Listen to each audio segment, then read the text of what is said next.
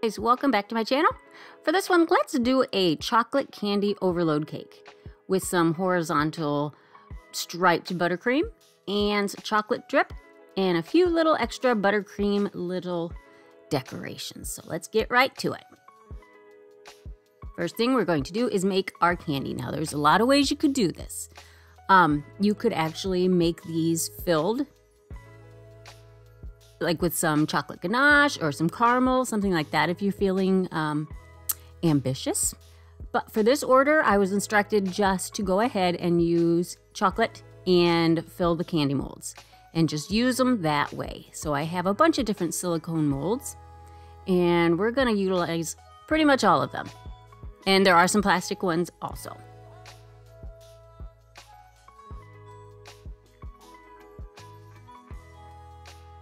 Now I did two different colors. I did pink and I did purple. Very pale pink and a pale purple. So I'm going to show you basically mostly the pink because you see what I've done. And it will be just this exact same thing for the purple. But what I'm doing is just filling the molds and then I'm tapping them on the counter to release any air bubbles, bring them to the surface so that you don't have those little potholes in your chocolate when it is firmed up and on the cake. Same thing with these longer strips, these bars.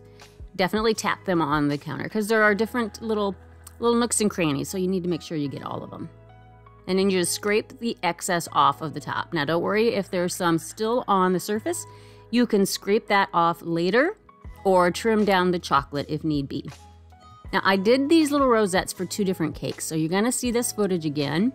But for this one, I used just the pink. For the other cake, I did the pink and the purpley mauve, but I'm just making little tiny rosettes, little tiny ones. And you just push your star tip down to the parchment paper, not quite touching the parchment paper, and start squeezing, go in a circular pattern and release the bag, your pressure before you lift it off to try to eliminate those little peaks. I wrestle with that a little bit. But I felt like they were close enough. So I didn't redo them. I'm not gonna redo them if I don't need to. So there's all our little rosettes and I just set those in the freezer. All of the chocolate was also placed in the freezer in order to remove them from the silicone and the plastic way more easily. The plastic, you can just tap them out when they're fully firm or set up.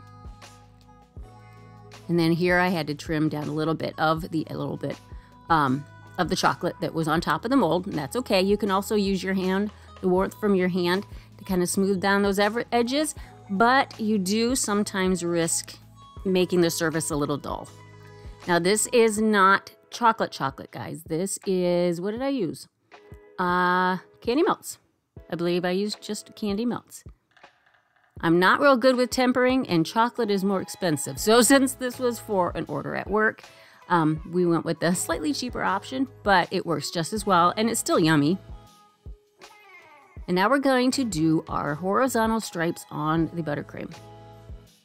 Now you just wanna, I like to pipe when I'm doing this technique with a bag because that way you can get your buttercream in a little bit more of a uniform thickness and it doesn't hurt to help remove some of those air bubbles. Because techniques like this, really air bubbles do make it a lot harder because you're having to fill them in and you could be messing with your line.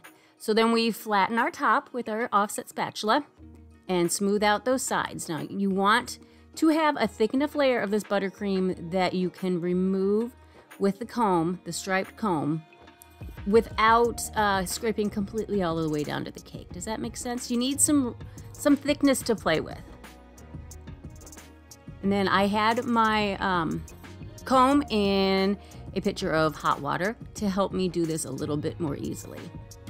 And just keep spinning it around until you get it as good as you can get it. And fill in any little pockets that you need to.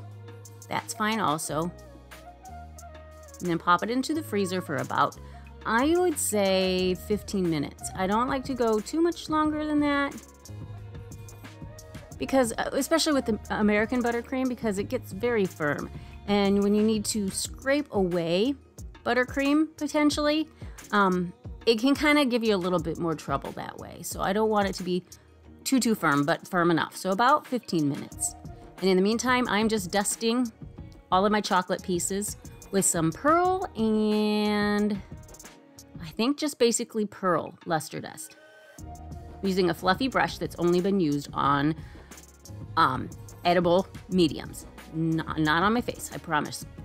And now we took our cake out of the freezer and I filled my piping bag with the purple. By the way, the colors I used were Color Mill Blush and lavender, I believe. Yeah, lavender. And this time the hole in the bag that I cut is a little smaller than the previous time because I want to have more control over how much I'm getting into the smaller spaces. Again, just saves yourself trouble later on. So you're not scraping for days. And then I just went right in and scraped it down. No chilling this time. And then filling in the holes when you see them. And what's neat about this technique is that when you scrape it away, you have those nice clean lines. Now you could do that with just piping with a piping bag. But I'm too much of a nitpicker. I like to have my lines clean, so I like to use that scraper. I'll try to remember to add a link to where you can get one of those in the description box. And then I did set it into the refrigerator for about 20 minutes just to firm up. And this time for my drip, I'm just using more candy melts. Now, candy melts can be a little problematic for a drip because they cool and harden so fast, especially on a chilled cake. You're gonna have some more lumps. But I did not have chocolate ganache, my preferred way to do drips, so I had to work with what I had. And I also didn't want to use white chocolate because white chocolate is not exactly white now, is it? It's off-white. And I didn't want that base tone to be warm because none of this is. So I just went with the candy melts and they firmed up right away. I didn't need to put them in the refrigerator. In fact, a little hint here, if you're having a hard time getting your dragées or your sprinkles to stick to a drip because it's firmed up on you, just use a little piping gel. That's all I'm brushing on there is a little piping gel. This takes a little while. It took a hot minute, but it was worth it.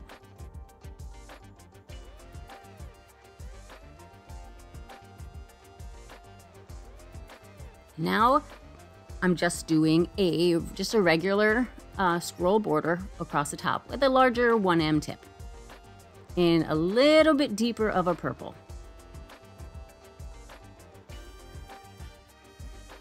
Now the fun part, just arranging your chocolate. I cut some of these down because they're larger than I needed.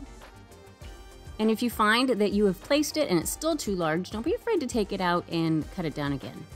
I'm just pushing these into the buttercream, but I'm using extra buttercream to reinforce them. See that one there I just took out to cut it down because it seemed a little excessive to me. Just a little bit much.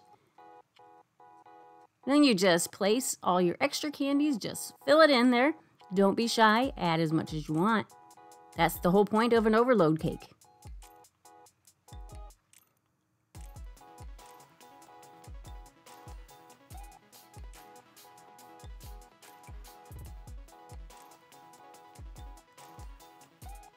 Now you can use whatever molds you have.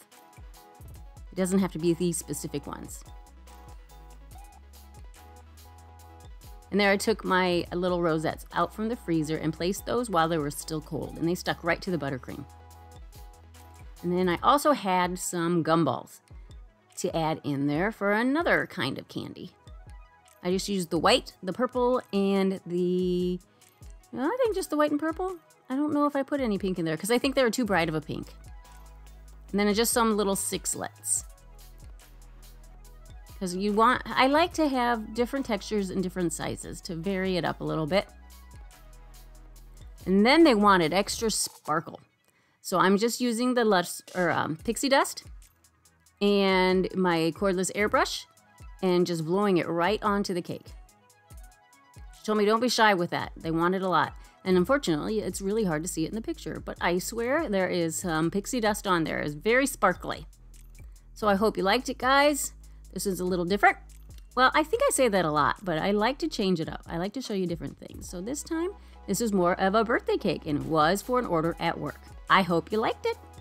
So thank you guys so much for taking the time to watch my video. And if you'd like to watch some other videos, go ahead and click on the link to one of these other videos shown here. And if you would like to check out my other social media, I am on Facebook and Instagram under the same name, Sophisticakes by Mary. And please take the time to share, like, subscribe, and hit the notification bell so that you know when I upload another video. Thank you so much, and we'll catch you on the next tutorial.